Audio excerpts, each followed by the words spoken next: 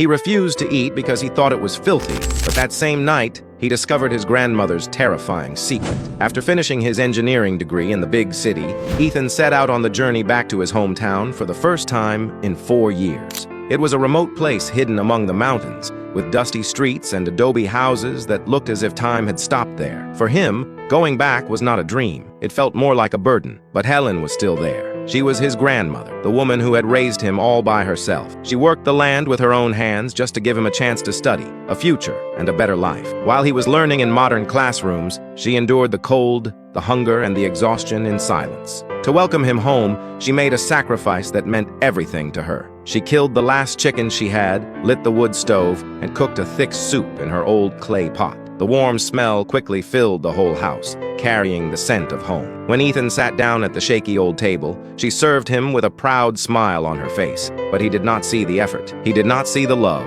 All he saw were her dark, cracked hands, covered in dirt, with wounds that never seemed to heal. When she handed him the bowl, a few tiny bits of dirt fell onto the tablecloth, and for him, that was enough. "Grandma, look at yourself," he said with disgust. "Your hands are filthy. You're basically a source of infection. I'm a professional now. I can't eat something like this." Silence fell instantly. The smile disappeared from Helen's face. She hid her trembling hands under her apron, lowered her head, and in a voice so faint it was almost impossible to hear, said, "I'm sorry, my child. Go get some rest." Ethan did not care at all. He stood up in annoyance, looked around the house with disgust, then went back to his room and shut the door, feeling like he did not belong there and that he was somehow above it all. He went to bed without dinner, fully convinced he had done the right thing. But at 3 in the morning, a sound woke him up. Scratch, scratch, scratch. It sounded like someone digging. He opened his eyes, confused. The house was silent, but the sound kept going, steady and unsettling.